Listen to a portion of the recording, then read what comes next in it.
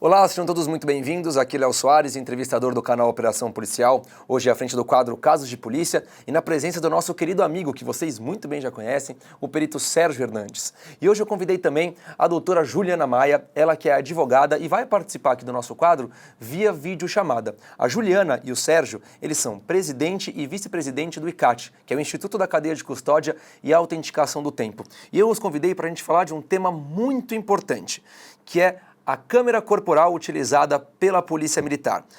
Não é muito antigo que a gente vê por aí os policiais portando, essas câmeras que muitas vezes ficam acopladas no peito, ali no colete balístico ou mesmo no ombro.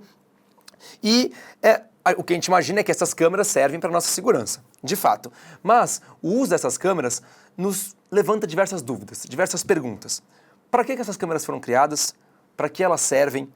Qual é o objetivo dessas câmeras? Elas asseguram de fato a sociedade? Assegura somente a vida do policial? O investimento que é feito em cima dessas câmeras é para obter qual retorno? Então aqui com o perito Sérgio e com a advogada Juliana, a gente vai trazer todos os detalhes e principalmente os detalhes técnicos do funcionamento dessa câmera corporal utilizada pela Polícia Militar. Outro ponto importante que eu tenho que citar aqui é que de vez em quando surgem manchetes, informações dizendo o quê? O governo tirou o investimento para as câmeras corporais. Aí depois, o governo agora amplia investimento para as câmeras corporais. Será que isso acontece devido a alguns momentos que nós vivemos como sociedade ou devido ao aumento da criminalidade? Nós vamos entender tudo aqui do porquê e para que servem essas câmeras corporais. Certo? Como de costume, antes de começar, vou fazer uma audiodescrição do que acontece aqui agora. Eu sou o Léo Soares, entrevistador do canal Operação Policial, tenho cabelo curto preto, pele branca, barba e estou vestindo uma camisa polo preta com listras brancas, uma calça jeans cinza e um sapato preto. Estou sentado em uma cadeira também na cor preta. No centro do nosso estúdio, uma mesinha com 2 canecas. Nosso convidado, o perito Sérgio Hernandes, tem cabelo curto preto, pele branca, barba, usa óculos, está vestindo um conjunto social todo preto e também está sentado em uma cadeira preta. E atrás de nós, 2 holofotes e uma grande televisão, a qual vemos a doutora Juliana, já que ela participa aqui com a gente via videochamada. Doutora Juliana tem cabelo comprido preto, pele branca, usa óculos, está vestindo um conjunto social azul e atrás dela uma parede branca com detalhes em madeira. Nosso bate-papo acontece no estúdio do canal Operação Policial. Agora sim estamos prontos, perito Sérgio, doutora Juliana, sejam muito bem-vindos. Que aqui o nosso bate-papo seja de fato um bate-papo para a gente conseguir contextualizar, trazer as ideias, levantar debates. Muitas vezes, doutora, eu estarei de costas para você, falando com as pessoas, e muitas vezes para vocês, pessoas, convidados e participantes, estarei de costas porque estarei conversando com a doutora. Mas é justamente para a gente conseguir criar esse elo aqui. Então vamos lá, para a gente começar a contextualizar esse tema que é muito importante, porque surgem dúvidas. A partir do momento que surgem dúvidas, a gente tem que tirar essas dúvidas. E eu não quero só entender a importância da câmera corporal em relação à segurança e outros temas, mas também o motivo dela ter sido criada. O que é essa câmera corporal? Por que a polícia passa a usar bodycams desde 2020? Doutora Juliana, por favor, que as mulheres comecem. Eu deixo a palavra com você. Seja muito bem-vinda. Muito obrigada, quero agradecer aqui a presença, o convite e a presença do Dr. Sérgio e sua também, Léo.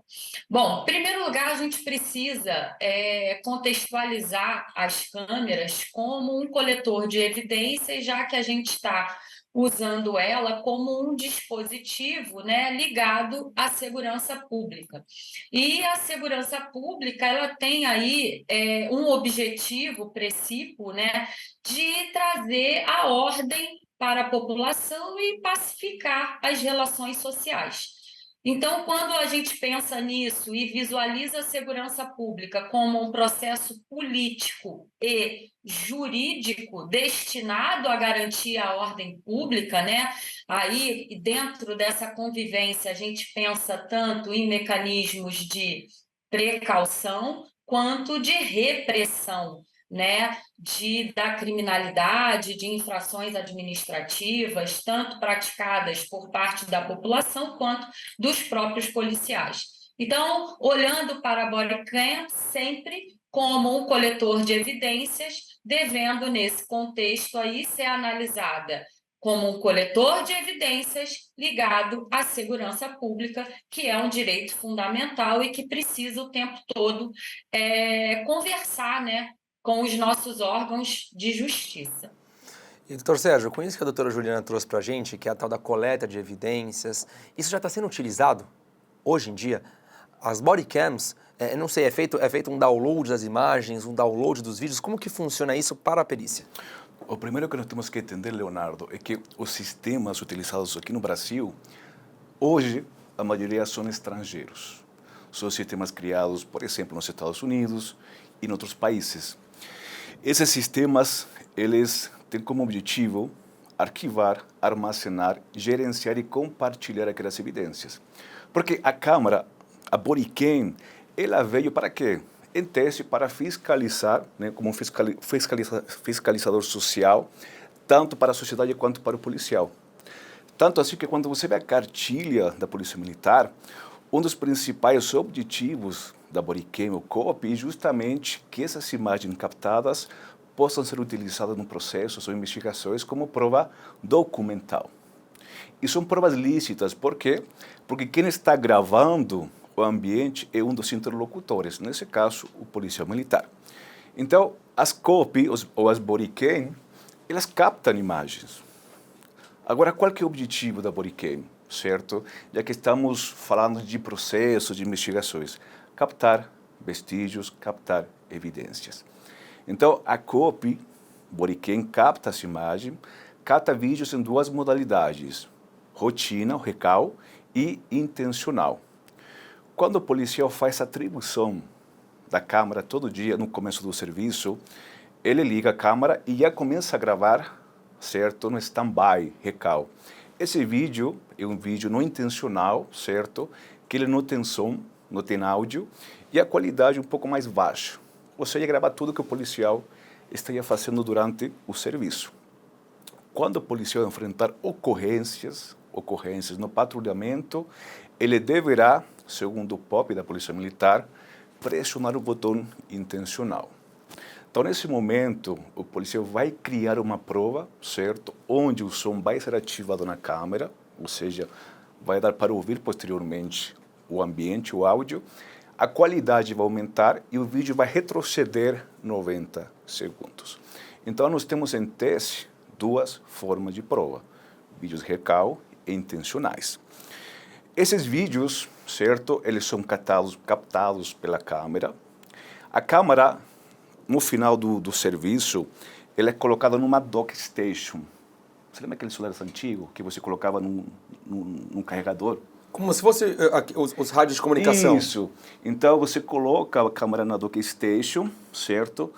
Esses vídeos vão para a doca e, posteriormente, se faz um upload, ou são carregados num servidor.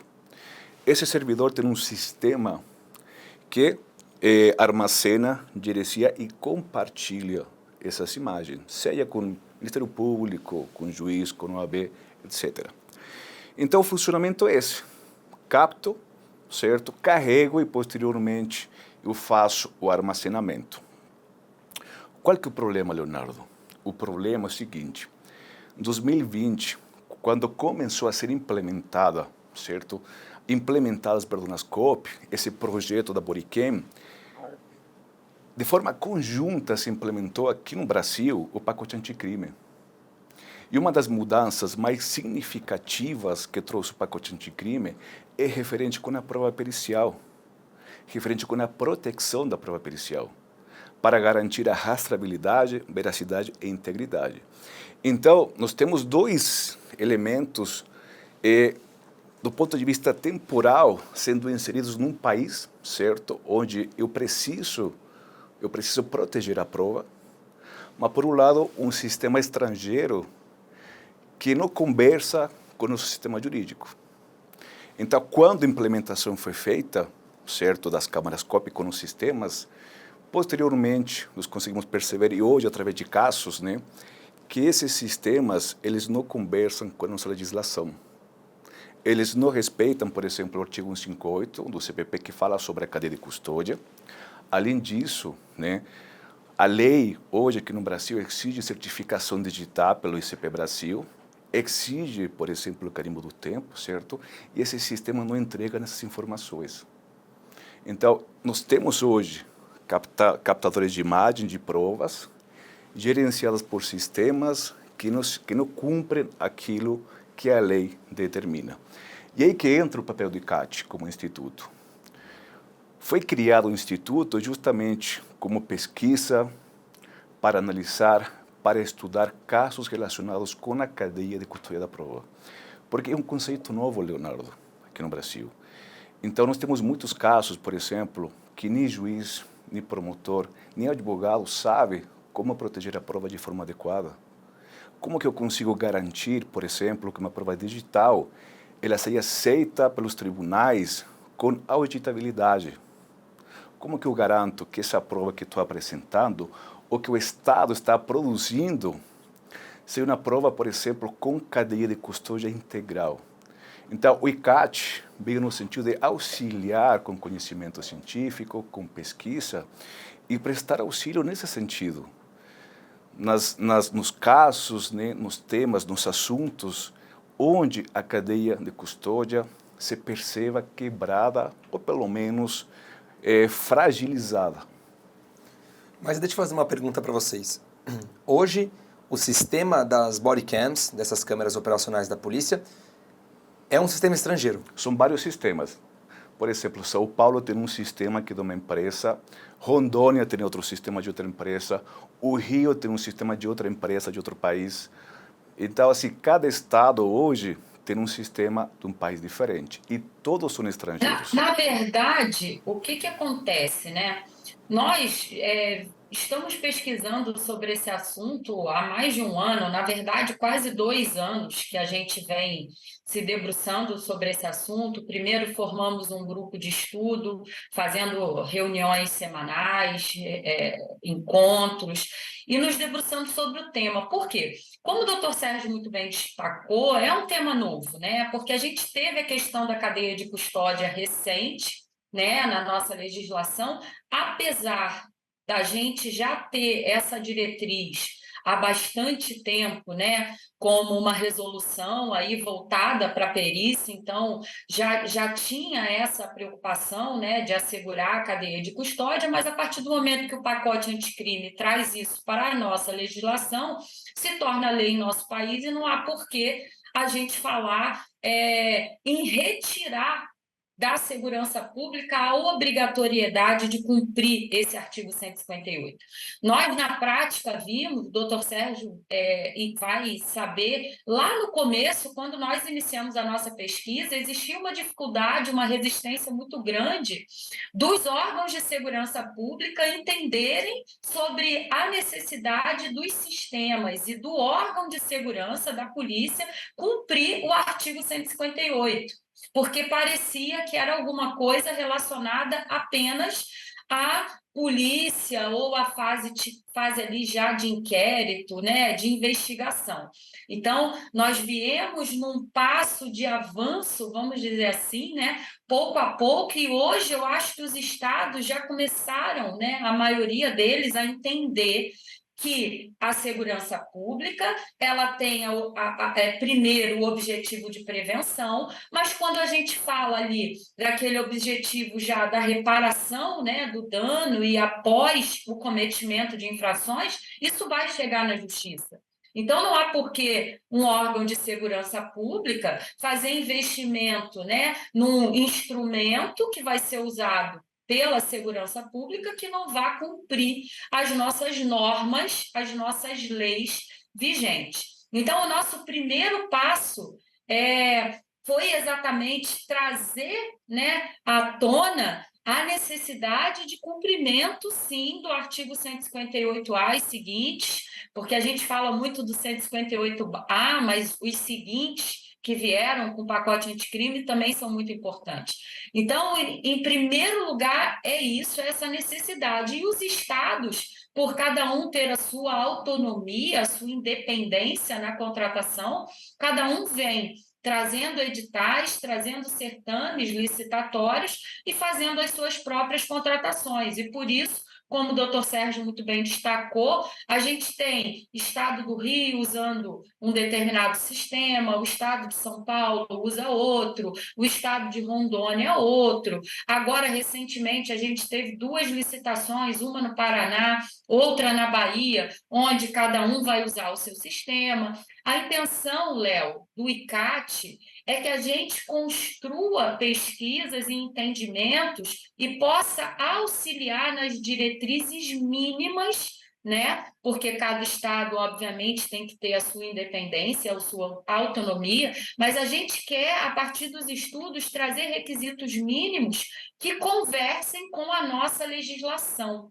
O tempo inteiro, o que a gente vem trazendo e nos dispondo, né, a ajudar tecnicamente é sobre o que nós temos de legislação vigente, que não é só o 158A, mas outros dispositivos, para poder auxiliarem aí nessas contratações públicas para que esses instrumentos sejam eficazes.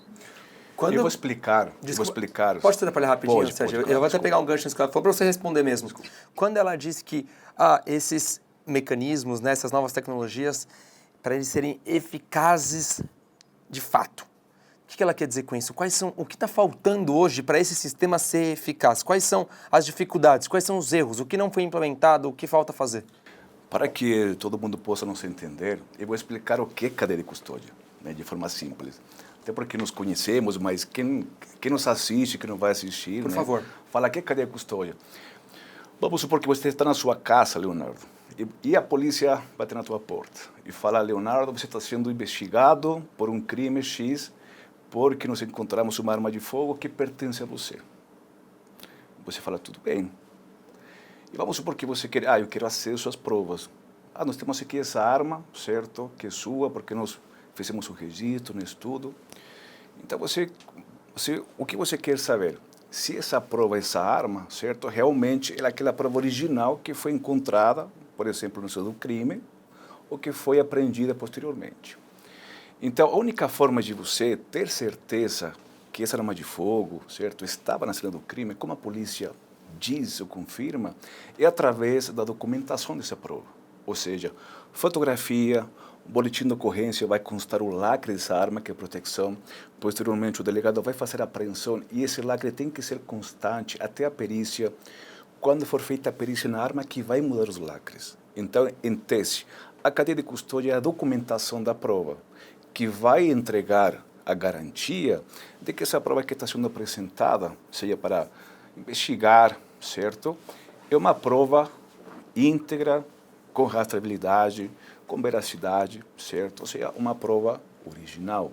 É a mesma prova coletada. Sem contaminação. É praticamente isso. E isso se dá com todas as provas. Seja celular, seja arma de fogo, todas essas provas entram, certo, nesse conceito legal. Tanto que a lei, pacote anticrime, trouxe o tratamento, a proteção dos vestígios. Não faz distinção se é aquele vestígio material, o celular, ou aquele vestígio digital, o que está dentro dele. Então, as câmeras, as bodycam, certo, como já falamos anteriormente, um dos principais objetivos é captar evidência digital. Então, para que essa evidência digital possa ser utilizada na investigação, posteriormente num processo, e que seja uma prova que possa sustentar uma condenação, por exemplo, essa prova tem que estar em direta conformidade com aquilo que fala a lei sobre a cadeia de custódia. Ou seja, em momento nenhum eu posso desconfiar, por exemplo, desse vídeo, se ele foi editado, se ele foi manuseado, se ele foi cortado, certo? Ou seja, em momento nenhum, eu como Estado, Sim. primeiramente, outorgar, e eu como polícia militar, como investigado, posso ter dúvidas dessa prova. O que acontece, Leonardo? O que tem que acontecer para que essa prova se mantenha original? O primeiro, o que fala nos códigos, o que fala nos POP, os procedimentos operacionais e as normas brasileiras, que quando você faz extração de alguma prova digital, diga-se vídeo, imagem, arquivo, você tem que proteger com caracteres de criptografia. Esses caracteres se conhecem como código hash. O código hash é a digital que eu coloco numa prova. Essa digital vai acompanhando o código hash até que essa prova sofra alguma modificação.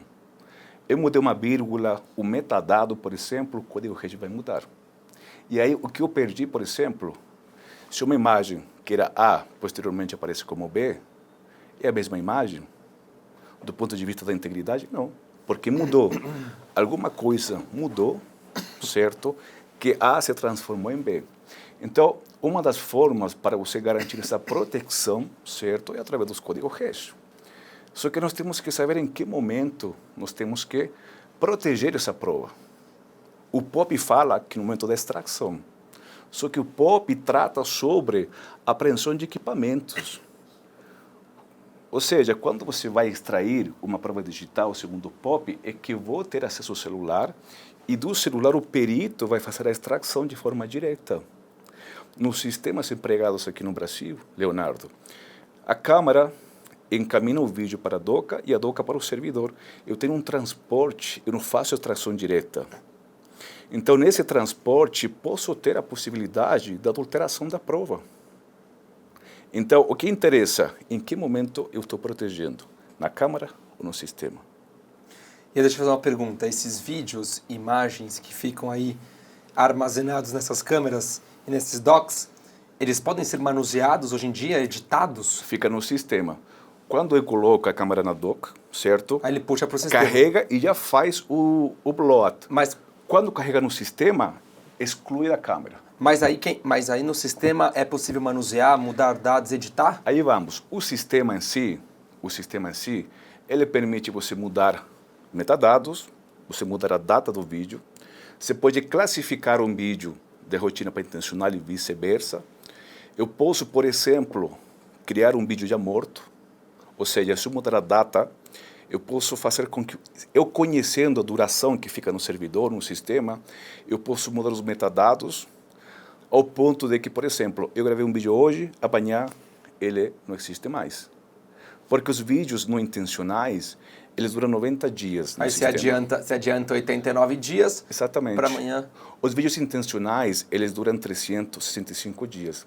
Aí temos outro contraverso com a lei, que a lei fala que você só vai descartar vestígios após a sentença.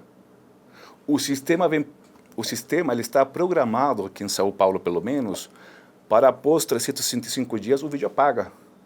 Independente de ter um processo ocorrendo, independente de ter uma investigação, ele vai apagar. Então, no sistema, além de você conseguir mudar certo a data, os metadados, o sistema permite que no vídeo você possa clipar, ou seja, cortar o vídeo. Você faz pegar clipe, um pedaço. Isso, você corta, excluir vídeos. E eu tive um caso prático sobre isso. E nós temos um caso aqui, um caso do sargento Julián, que foi um sargento que foi morto a tiros, né, no alojamento, cujos investigados é um capitão, certo, e um cabo. A causa jurídica foi a morte. Agora, por parte do capitão, fala que foi legítima defesa e a equipe do sargento Julián, certo, eles estão alegando que nesse caso foi um homicídio. Eu participei desse caso. Eu pedi as imagens das COP. E sabe o que veio para o inquérito da Polícia Militar, Leonardo? Imagens cortadas. Faltavam 7 minutos das imagens. Pior ainda, quando você vê as imagens, Leonardo, você vê que o capitão está dentro do alojamento de luvas. A Polícia Militar, ela tem que preservar a cena do crime. Eu que te pergunto, se o policial tem que preservar, o autor dos disparos, o que fazia dentro do alojamento com o cadáver e de luvas? Não, e eu levanto mais uma bola aqui. Você está me dizendo que a gente tem uma baita de uma ferramenta tecnológica, querendo ou não, porque o que eu penso, se uma câmera de segurança hoje desvenda um crime, a câmera corporal da PM teria que desvendar um crime. Quando eu digo desvendar, estou sendo grosseiro, mas que é uma etapa importante para desvendar um crime e trazer uma resposta para a sociedade e para a justiça. Isso que eu quero dizer. Mas aí agora com o que você me traz, Sérgio, eu imagino que assim, se um policial, por exemplo, comete um crime contra um outro policial, ele mesmo pode ir lá no sistema, faz o que ele quer, muda a data, tira um pedaço, edita aqui, edita ali. Qual é o respaldo, qual é o respaldo eficiente que nós temos com essa bodycam? De fato, Leonardo, antes da imagem ser subida para o sistema, ser carregada, quem faz a classificação do vídeo é o policial militar. Nós temos a primeira interferência humana, que antes dessa imagem chegar no sistema, o policial militar, ele faz a classificação pelo celular. Ele baixa no aplicativo e através do aplicativo que ele loga, né, ele conecta com a câmera, ele consegue acessar os vídeos e ele classifica. Após a classificação, que esse vídeo é carregado no sistema. Então, nós temos interferência humana. Além disso, o sistema permite esse tipo de edição. Independente, Leonardo, se nós não estamos aqui discutindo que em todo caso se faz, nós estamos discutindo o seguinte, que para você ter uma cadeia de custódia íntegra, a prova não pode oferecer dúvidas. E quando você tem um sistema aberto, com possibilidade de editar a prova, sabe o que você gera? Indúvio para o réu. E não só para o réu, porque nós temos casos onde policiais militares estão sendo investigados, certo? Porque a marca de água aparece o nome dele, só que o sistema não conseguiu identificar o acesso dele no sistema. Como você me explica? O policial não teve acesso ao sistema, o policial nunca teve acesso com a câmera. Porém... A câmera está no nome dele. Porém, na marca de água, sim, aparece o nome dele. Isso só aparece quando você loga a câmera, certo? O celular, perdão, na câmera. Uma outra pessoa poderia ter logado o nome dele? Sim. Como que funciona a câmera aqui em São Paulo, por exemplo? Eu pego a câmera, pego o meu celular e por Bluetooth eu consigo parear. Só que eu vou ter que ter o acesso, certo, da Axon e o usuário. A Polícia Militar tem. Agora... Desculpa, Axon é o sistema? Axon é a empresa. A empresa de câmera. Aqui em São Paulo. A de câmera é uma de sistema, é outra, Sérgio? Não, aqui em São Paulo, a empresa que vende a câmera e o sistema é só uma, tá, o sistema unificado. Certo. Eles só vendem o sistema completo. Então, aí... Na verdade, esse é o nome, Léo, só para você entender, tá? Porque de repente você vai pesquisar e não vai encontrar. Existem algumas empresas que são as integradoras, tá? Mas o sistema, a empresa principal, que inclusive é uma multinacional, né? Uma empresa sediada nos Estados Unidos, ela é a Axon, que é uma empresa muito grande internacionalmente. Voltada para a segurança. Voltada para sistemas, né? Não só ela tem uma tecnologia digital, né, bem avançada, e faz outras coisas além de sistema de segurança. Não é só sistema de segurança, não. Tá certo. E o que é interessante, né? Toda vez que a gente levantou esses pontos, de fato, esse caso do sargento Julian foi um caso que a Record fez uma matéria porque as câmeras ficaram em xeque, né? Como que um vídeo ele foi cortado, editado dentro da Polícia Militar? Isso é manipulação de prova, isso não pode acontecer. E a Axon se defende, falando, não, o sistema é íntegro, o vídeo fica íntegro efetivamente. Você consegue deixar a imagem íntegra no sistema. Mas o que interessa é o que você deixa no sistema ou o que você encaminha para o processo. Eu posso burlar, eu posso manter o vídeo íntegro no sistema, eu posso encaminhar o que eu quiser, nesse caso, para o processo. Então, do momento que o sistema permite esse tipo de manipulação externa, através de usuários e administradores, Leonardo, é grave. A Axon, em muitos países, funciona. Ele fala, não, mas a Axon, a empresa aqui tem muitos países. Sim, concordo com isso. Porém, o sistema não conversa com a nossa legislação. O sistema que funciona em cada país, para ser um sistema adequado, íntegro, ele tem que conversar, dialogar com a legislação vigente, seja com o CPP ou com normas brasileiras de tratamento de evidências. E isso que o sistema não faz. Então, em tese, o Estado, o governo está gastando dinheiro, certo?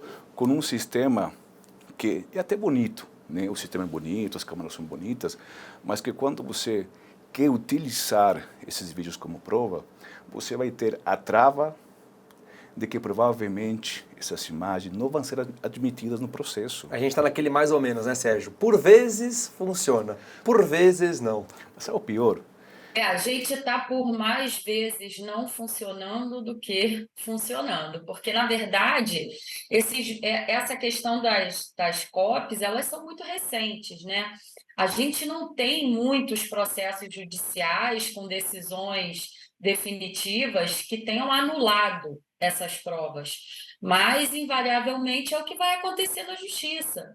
Aqui no estado do Rio de Janeiro, doutor Sérgio tem muito conhecimento sobre São Paulo, eu tenho bastante conhecimento sobre o Rio de Janeiro, mas aqui no Rio de Janeiro a gente tem uma dificuldade, inclusive, muito grande de ter acesso a essas câmeras, né? Então, o problema é grande em vários estados. E por que é grande em vários estados? Principalmente porque a gente tem requisitos legais mínimos a serem cumpridos, tá? Como, por exemplo, a obediência aos artigos que foram inseridos no CPP pelo pacote anticrime. A gente tem normas, né, ISO, reconhecidas internacionalmente, a ABNT que certifica os equipamentos. A gente não vê isso ser utilizado aqui no Brasil, especialmente para o caso das câmeras. A gente tem a Lei 14.063, que o doutor Sérgio já mencionou, sobre a certificação, sobre os certificados digitais, sobre o carimbo do tempo, e a gente não consegue entender por que isso não é utilizado especialmente para as câmeras. Porque eu vou dar aqui um exemplo simples. Todos os instrumentos usados pela Secretaria de Segurança Pública, todos, a arma é certificada, ela cumpre as normas internacionais, as ISOs. Se a gente estiver falando de um etilômetro, ele vai cumprir. O radar lá que fotografa, né, e tem a nossa multa, seja por excesso de velocidade, tem alguns, inclusive, que filmam a gente utilizando o celular, enfim, são equipamentos certificados e que cumprem essas normas internacionais. A nossa grande questão aqui é o porquê de termos normas brasileiras que versam sobre evidências digitais, que versam sobre a cadeia de custódia da prova, que versam aí sobre o carimbo do tempo, e que isso está sendo usado, o sistema que hoje os órgãos usam para se comunicarem, que é o sistema SEI, ele utiliza o carimbo do tempo, ele utiliza o certificado digital, porque é que quando a gente recebe um vídeo, esse vídeo não vem com essa autenticação, né? Eu acho que toda vez que eu vejo, eu já inclusive vi, tá? Algumas pessoas de São Paulo que defendem o sistema utilizado falarem sobre o uso de blockchain, da integridade do arquivo, só que o blockchain ele não garante a integridade da prova. Uma coisa é a integridade do arquivo, outra coisa é a rastreabilidade e a integridade dessa evidência como prova posteriormente. Então, se eu não tenho uma documentação, se eu sou um juiz, se eu sou um promotor, se eu sou um delegado, um perito, enfim, uma advogada, e eu vou receber um vídeo dentro de um processo ou de uma investigação, eu não tenho acesso ao sistema da Polícia Militar.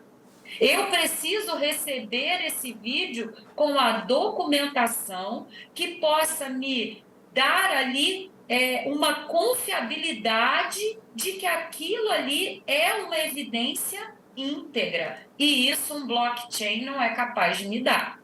Porque é que eu vou receber isso, que é uma comunicação entre órgãos, que é uma evidência sem aquilo estar certificado com uma certificação ICP Brasil, com o carimbo do tempo. E isso, Léo, a gente teve, eu e o doutor Sérgio, na semana passada, na Polícia Rodoviária Federal, né, em colaboração com eles, participamos de um workshop sobre o tema. E uma coisa que eu falei muito é que não estamos aqui falando de criar uma nova legislação para as provas digitais e nem para as bodycams. Se isso vier, maravilhoso. Hoje, o que nós estamos o tempo inteiro defendendo é que seja utilizada a nossa legislação. Nós temos legislação 14.063 de 2020, pacote anticrime que trouxe a cadeia de custódia. Nós temos uma lei, tá, que fala qual é a hora legal no nosso país. por que que os sistemas não utilizam a hora legal do nosso país? Isso causa uma confusão tremenda quando a gente recebe um relatório. Então, eu acho que a primeira coisa que precisa ser feita é distinguir o que é a integridade de um arquivo da integridade de uma prova. E aí fica um questionamento para vocês, né? O que deve ser mudado ou o que deve ser acrescentado, melhorado? Eu vou te falar, Leonardo, que falou a doutora Juliana, né, tá irretocável, foi muito feliz nas palavras, né? Mas nós estamos hoje com o ICAT, nós estamos trazendo isso. Amanhã, Leonardo, vão ser advogados. Porque na medida que os advogados começam a ter conhecimento da fragilidade dos sistemas, a COP vai cair. A Boriquim vai cair como projeto, certo? Como planejamento da segurança pública. E você pode assinar, vão começar a cair como provas. Então, por exemplo, você fala com essas empresas, sabe o que elas respondem? Ah, mas a gente cumpre com a LGPD, a gente cumpre com a Lei 14.063. Tudo bem, mas nós precisamos de um sistema que não só cumpra com isso, que não só cumpra com certificação. O sistema tem que cumprir com o Código de Processo Penal brasileiro. E aí que está. Os sistemas não cumprem, não conversam. Por quê? Porque são sistemas estrangeiros. Quando nós falamos de cadeia de custódia, nós temos 10 passos, Leonardo. Nós temos transporte, nós temos acondicionamento, nós temos processamento. E em cada um desses passos, eu preciso saber os procedimentos empregados para eu conseguir auditar essa prova, né? Quando você tem blockchain, o blockchain ele trabalha por uns blocos onde você utiliza um hash anterior do bloco anterior para você criar um novo hash. Então, você constantemente está recalculando os hashes. Quando você tem log de auditoria ou trilhas, muitas vezes você tem que ter informação para conseguir auditar essas informações. Pergunta se as empresas entregam trilha de auditoria. Aqui em São Paulo se entrega, mas uma trilha de auditoria que não consegue ser auditável, entendeu? E aí você tem, por exemplo, coronéis, ex-coronéis da Polícia Militar, defensores do sistema, que falam, não, mas o sistema se mantém íntegro. O que muda, quando você muda dados periféricos fora da caixinha, não altera a evidência, altera. Porque do momento que eu mudo os metadados, eu posso não mudar o vídeo em si. O vídeo está lá, a gravação. Mas se eu mudar o metadado, Leonardo, a data, a hora, eu estou prejudicando a rastreabilidade. E a rastreabilidade faz parte do artigo 158. O artigo 158, letra B, fala para rastrear os vestígios. São 10 etapas para serem cumpridas. Então, quando você muda uma data, como que você vai ter uma rastreabilidade? Como que eu vou conseguir confirmar que esse vídeo foi gravado naquele dia, naquele horário, se eu estou mudando a data? E um exemplo prático. Esse exemplo que o doutor Sérgio trouxe do Julian, né, desse homicídio. O vídeo foi clipado, né? Ele foi pegado uma parte dele e encaminhado. E se você quiser o vídeo inteiro, será que ele ainda está lá? Como que se acha esse vídeo inteiro, né? Esse vídeo... Por quanto tempo esse vídeo fica lá? Desculpa te interromper, doutor. Esse vídeo, inclusive, ele pode ser apagado? Ou só através do tempo? O sistema apaga por 365 dias, mas no sistema tem o botão excluir. Eu posso excluir o vídeo. É essa a minha dúvida. Eu posso excluir. Como se fosse uma foto do celular. Eu vou excluir. Fica o registro, quando você puxa o log da auditoria, da evidência vai aparecer. Tal horário, tal dia, a evidência foi apagada. Mas foi apagada. Independente da motivação do agente, a prova foi apagada. E aí? Se no processo, no IPM, foi encaminhado um vídeo cortado, clipado, e você, para a sua defesa como polícia militar, você precisa do vídeo completo, na íntegra, sabe o que você vai ter? Nada. Vocês acham que pode acontecer um desmonte dessas câmeras corporais? Eu acredito que não, Olha, Leonardo. Eu também acho que não, né? A minha preocupação, eu acho que a gente não tem como retroceder, acho muito difícil que isso aconteça. A minha preocupação é que se leve muito tempo para se perceber o quanto está sendo, de uma maneira equivocada, colocada em prática as câmeras, porque, na verdade, Léo, eu tenho uma preocupação muito grande com o seguinte: As câmeras, elas estão sendo instaladas por um clamor social também. Ela é uma expectativa da própria população, né, de ter ali uma maior transparência na atividade policial. Essa transparência na atividade policial eu vejo como positiva tanto para a população quanto para o próprio policial. Claro. Porque a partir do momento que o policial está sendo ali monitorado, ele vai mudando muitas vezes a forma dele agir e a gente consegue mudar, vamos dizer assim, a imagem que a população tem sobre a polícia hoje em muitos estados. Só que a minha preocupação é que um dia essas câmeras elas vão se voltar e essas imagens contra a própria população e contra os próprios policiais. Porque a partir do momento que você precisa de um perito para poder assegurar que aquele vídeo é íntegro, que aquele vídeo não foi cortado, que aquele vídeo foi realmente gerado naquela data e hora que está dizendo ali, nós temos muito poucas pessoas podendo dispor de recursos para pagar uma perícia judicial. Então, quem é que vai ser prejudicado com isso? Será que o policial que está lá na linha de frente, que poderia estar usando aquele vídeo em benefício próprio, ou será que o cidadão que sofre alguma violação de direitos humanos vai poder usar essa evidência a seu favor na justiça, ou essa evidência vai ser anulada e não vai servir para nada? Ela vai aparecer na televisão, vai gerar uma grande repercussão, mas anos depois ela vai ser anulada na justiça e aquele processo não vai dar em nada. Né? O que vai ser o resultado, o impacto negativo que isso pode trazer para a nossa sociedade?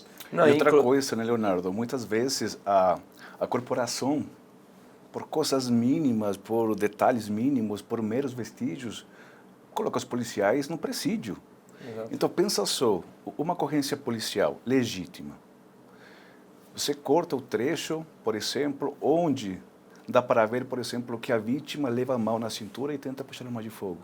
Você corta esse trecho e você só apresenta o policial efetuando disparos. Isso vai ser, do começo, tratado como homicídio e execução. Exato. Eu falo isso porque eu trabalho faz muitos anos com policiais militares em processos criminais. Então, veja só a gravidade do sistema ser aberto, que eu consigo manusear a prova tanto para prejudicar a sociedade como para prejudicar o policial militar. O que nós precisamos, e isso é simples, e o que nós falamos, né, com a doutora Juliana, para todo mundo, tanto na PRF, nós fomos em Brasília participar de uma audiência pública sobre as câmaras corporais, nós falamos, vocês precisam conversar da cadeia de custódia. Vocês precisam proteger as provas para que ninguém possa manusear os vídeos. Porque na medida que esses vídeos chegam íntegros no processo, a chance, certo, dessa prova ser aceita, admitida, é maior. E uma ocorrência, por exemplo, uma ocorrência legítima, vai continuar legítima. Até porque a câmera, então, veio para isso, né? Para te entregar provas legítimas. Exatamente. Só que nós temos sistemas que, lamentavelmente, eu não estou falando aqui que os sistemas são ruins. Os sistemas são ótimos. Mas apresenta falhas. Mas em outros países. Não, são ótimos para os países que foram fabricados. Por exemplo, eu estou no Brasil. Se eu criar um sistema aqui no Brasil e eu quero vender para o Chile, provavelmente o meu sistema não vai se acoplar ao sistema chileno, porque lá é outro sistema jurídico. Por exemplo, o sistema jurídico americano dos Estados Unidos é diferente do sistema jurídico brasileiro. O que nós precisamos é um sistema, uma tecnologia que converse com a lei, converse com a ISO, com a certificação do SP Brasil, com o carimbo do tempo. Um sistema com as nossas necessidades. E nós vimos um edital, agora no Paraná, que tem um sistema aqui no Brasil, que foi criado, um sistema brasileiro que cumpre a cadeia custódia. Um sistema que agora está entrando no mercado. E que nasceu justamente dessa perspectiva, certo, de que os sistemas presentes no mercado, eles entregavam, certo, aquela abertura probatória. E esse novo sistema não pode ser implementado no futuro próximo aqui no estado de São Paulo? Poderia? Sim, Como você... acredito que, na verdade, esse sistema pode ser. A gente vai ver ele funcionar primeiro, né? No Claro, Paraná. eles disseram que tem o que a gente acha que é importante, mas a gente vai acompanhar essa implementação e ele pode ser utilizado em qualquer estado. Porque, Léo, uma coisa que questiona-se muito, e aí é até importante a gente deixar isso muito claro, é que confundem muito a segurança cibernética, a segurança de ataque digital, a segurança relacionada à informática da segurança jurídica. E não é que a segurança cibernética não seja importante, ela é muito importante. O código hash, o blockchain, isso garante muita coisa. O que a gente está dizendo é que isso não é tudo. Precisa-se caminhar um pouco mais. Não é que o que está lá é ruim e não serve para nada. É que o que está lá não está completo. A gente precisa de mais. Enquanto eu tiver manipulação humana, enquanto eu permitir a manipulação humana durante as fases, tá, da cadeia de custódia, eu corro um sério risco de ter uma prova contaminada. Isso é o que a gente está aqui tentando fazer com que as pessoas percebam. Porque eu já ouvi isso, tá? Eu fui na Bahia e eu ouvi isso. O sistema tem código hash, o sistema tem blockchain, isso garante a segurança. Garante a segurança cibernética, garante a integridade do arquivo e não da prova. Eu preciso de segurança jurídica, porque é um sistema de segurança pública e eu não consigo repartir essas duas coisas. Elas precisam conversar do início ao fim. Senão, nada disso faz sentido. Senão, esse investimento não faz sentido. E não tem porquê. Eu vejo que não há porquê gastar num equipamento tão caro e num sistema tão caro se eu não tenho a preocupação de dar uma segurança e uma validade jurídica a esses vídeos. São cifras milionárias, né, doutora? Milionárias. Cifras milionárias. Até interessante o que a doutora Juliana fala, pelo seguinte, nós temos uma segurança jurídica que tudo vai recair numa admissibilidade probatória. Ou seja, eu vou ter a produção da prova, essas provas vão passar por um filtro, que é a admissibilidade probatória, e posteriormente a valoração. Quem vai valorar a prova é o juiz. Agora, por exemplo, falam, Sérgio, tá, mas por que o sistema funciona nos Estados Unidos e não funciona aqui no Brasil? A lei lá é diferente. Estados Unidos, eles têm critérios para analisar se uma prova vai ser admitida ou não, que são critérios Daubert. Nós não temos aqui esses critérios. E quem aplica esses critérios é o juiz. Nós temos lá nos Estados Unidos regras federais da evidência. Então o juiz aplica, certo, alguns filtros específicos para admitir essa prova ou não. Nós não temos esses filtros aqui. Nós temos outro filtro, que é um filtro legal. Por isso que, independente de cumprir a isso, e cumprir, por exemplo, a Lei 14.063, não basta, não é suficiente. Tem que ser um sistema que cumpra o que a lei determina, exige. O que? Cadeia de custódia integral. Rastreabilidade, veracidade, integridade. Só isso. Do contrário, sua prova E o não vai ser admitida. que é isso? Receber com vídeo uma documentação, né, doutor Sérgio? Sim. Se você recebe uma documentação com o passo a passo de todas as fases, com uma certificação digital, você sabe quem coletou, a hora que coletou, que horas que aquilo foi importado, que horas que... Enfim, todas as etapas ali certificadas, você recebe um relatório, uma documentação, porque a gente... faz questão de deixar muito claro que cadeia de custódia é documentação, tá? Então, se a gente tem necessidade de certificar com certificado ICP Brasil um PDF para colocar dentro de um processo, por que eu não tenho que fazer o mesmo com o vídeo? O vídeo dentro do processo, ele é um documento, ele é uma prova, então ele tem que cumprir esses mesmos requisitos. Eu vou te falar mais outra coisa, Leonardo. na lei, você tem o direito de contraperícia e contraprova, certo? Você, como investigado, se falar, eu quero uma contraprova, certo? Por exemplo, meu celular foi apreendido e a polícia encontrou algumas coisas, vídeos, áudios, que eu nego. Então, o que eu vou fazer? Eu quero uma contraprova, porque eu quero confirmar que, efetivamente, o que a polícia está falando, que estava no celular, não estava. No caso das cópias, Leonardo, não dá para fazer contraprova, porque o vídeo, quando você conecta na doca, é excluído. Então, eu não posso pegar a câmera e fazer contraperícia. Em tese, eu vou ter que confiar naquilo que o sistema está me falando. Só que nesse trajeto da câmera até o sistema, eu tive um transporte de evidência. Nós precisamos que a câmera seja auditável. Ah, mas não dá para fazer a apreensão da câmera. Então, me entrega informações da câmera, log, por exemplo, do que aconteceu nela, quando gravou, quem gravou, carimbo do tempo, certificação digital. Hoje não temos isso. Se como perito bato o pé, como assistente técnico, fala tudo bem, mas eu não acredito que essa é a prova original. Eu quero uma contraperícia. Sabe o que eles vão falar? Doutor, não dá. Por quê? Porque a câmera não tem mais as imagens. Em tese, eu não vou conseguir desenvolver uma contraprova como a lei me permite. Só vou conseguir fazer uma contraprova com aquilo que está no sistema. Mas quem me garante que aquilo que está no sistema é aquilo que foi coletado pela câmera? E quem te garante que aquilo que está no sistema não foi editado? Ninguém.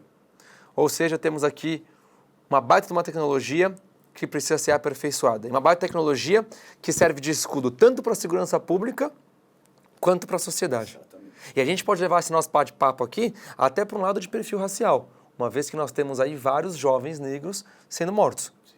E a gente pede que esse número diminua.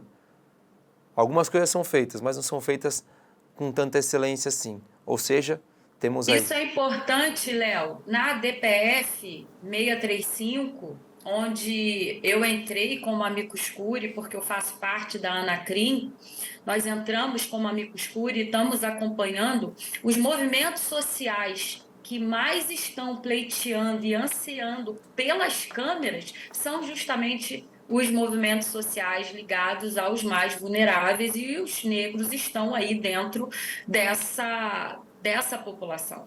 Então, isso é muito sério. Você ter um vídeo é absolutamente diferente do que você ter, por exemplo, um retrato falado, né? A gente discute muito a possibilidade de reconhecimento através de um retrato falado, e o fato do policial estar ali se utilizando de um vídeo é uma prova que conseguiria resolver muita coisa, né?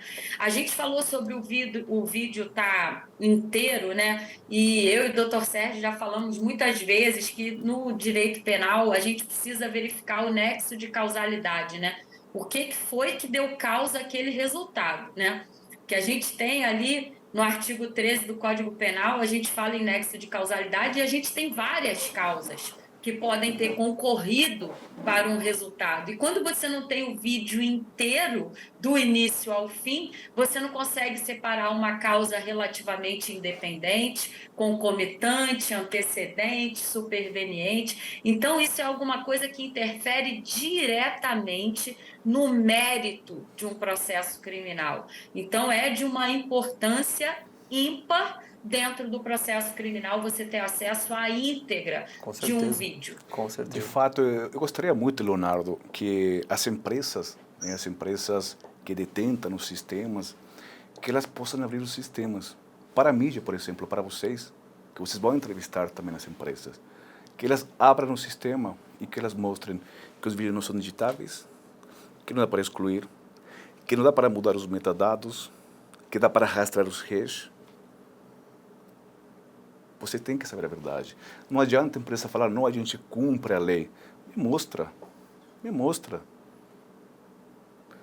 Eles têm que mostrar. Não adianta que eles cumprem. E nós tivemos agora recentemente, importante a gente falar, a gente não vai poder dizer exatamente qual é o caso, mas a gente está atuando em um caso recente, num processo ainda administrativo, dentro da Polícia Militar, onde a própria Polícia Militar, e eu vejo até a Polícia Militar como vítima, tá?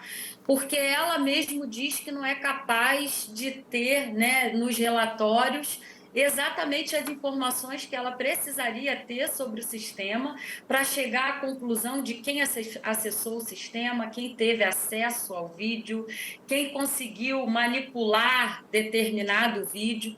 Então, assim, a Polícia Militar de São Paulo fez a pergunta à empresa, a empresa não conseguiu dar a rastreabilidade, dar as informações necessárias, e a própria Polícia Militar se viu com a necessidade de buscar e apreender um telefone celular para chegar à conclusão que deveria o próprio sistema dar para a Polícia Militar. É perder tempo com aquilo que não é eficaz. De fato, uma da resposta foi, para conseguir chegar talvez a uma conclusão, nós precisamos confrontar o aparelho com a câmara. A câmara não é periciável, o vídeo não está lá. Perito Sérgio, doutora Juliana, mais alguma coisa que vocês querem trazer aqui para o nosso bate-papo? Algum outro ponto que nós não falamos e que vocês querem trazer?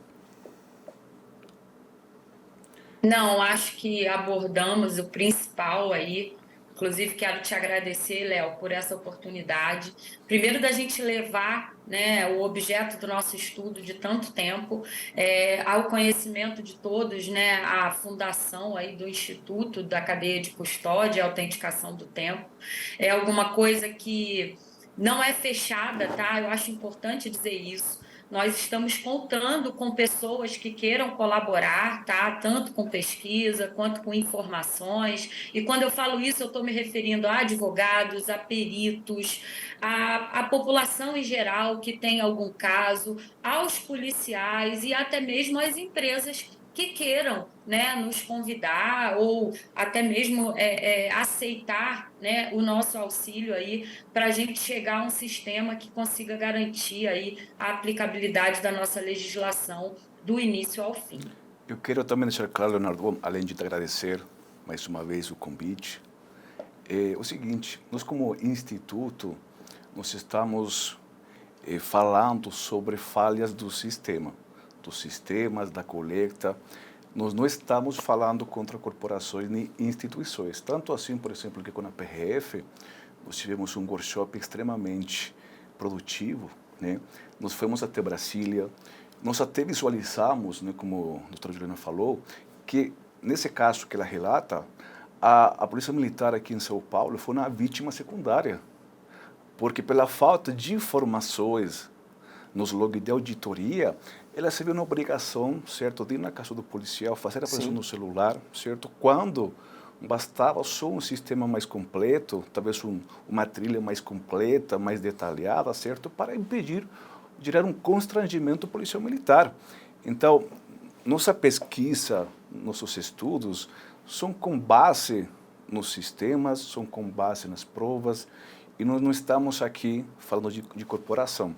Nós queremos, efetivamente, que tanto a Polícia Militar, como a PRF, como a Guarda, a PF, todas as corporações que implementem, né, certo, as câmaras corporais, o façam com um sistema, certo, que garanta de forma íntegra a legislação e as normas brasileiras.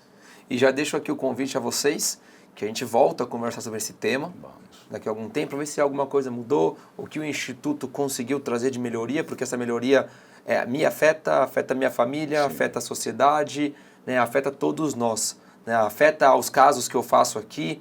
Então, eu convido vocês novamente para a gente voltar a ter esse bate-papo, que seja um bate-papo contínuo, para a gente entender qual foi a evolução disso tudo. Doutora Juliana, muito obrigado pela sua participação, foi um prazer te receber aqui no nosso canal. Estamos aqui de portas abertas e quando vier a São Paulo, por favor, venha aqui nos conhecer pessoalmente para a gente tomar um café. Muito obrigada, Léo, sem dúvidas. Eu tenho ido a São Paulo regularmente, porque a gente tem feito algumas reuniões aí, e vai ser o maior prazer conhecer presencialmente você e ao estúdio. Doutor Sérgio, muito obrigado pela participação. Não preciso nem dizer que o nosso canal aqui está de portas abertas, já fechamos tantos e tantos casos, trouxemos aqui debates de diversos temas e dessa vez trouxemos as câmeras corporais da PM. Foi um prazer conversar contigo, doutor. Muito obrigado, meu querido. Gente, hoje eu conversei com a doutora Juliana Maia, advogada, e com o perito Sérgio Hernandes. Perito Sérgio, vice-presidente, doutora Juliana, presidente do ICAT, Instituto da Cadeia de Custódia e Autenticação do Tempo. Eles nos trouxeram aqui todos os detalhes e as principais dificuldades quando falamos das câmeras corporais da Polícia Militar. A gente vai ficar em cima desse tema para entender o que está sendo implementado, o que está sendo aperfeiçoado, uma vez que com tudo isso que nós conversamos, nós temos um bom sistema, mas que na verdade ele precisa de aperfeiçoamento, ele precisa ser melhorado. Não dá para a gente ter uma tecnologia muito boa, mas que não trabalha de forma eficiente. E ainda uma tecnologia muito cara mesmo, são cifras milionárias. E eu tenho que trazer uma outra notícia para vocês, que o nosso governo, e no dia 4 de outubro, tá, foi publicado aí no Diário Oficial do Estado, uma redução no que envolve os investimentos para a segurança pública. Sabe de quanto foi essa redução? De mais de 95 milhões de reais. Isso afeta a polícia ostensiva e preventiva, a inteligência policial, a formação e capacitação dos agentes, o atendimento à saúde do policial militar e, no final das contas, sabe quem colhe esses frutos? Nós como sociedade. Fica aqui, muito obrigado a todos vocês. Nossas redes sociais estão à disposição, assim como nosso e-mail op@medialand.com.br. Eu fico por aqui e vejo vocês na próxima semana com mais um Caso de Polícia. Um abraço, até a próxima. Tchau, tchau.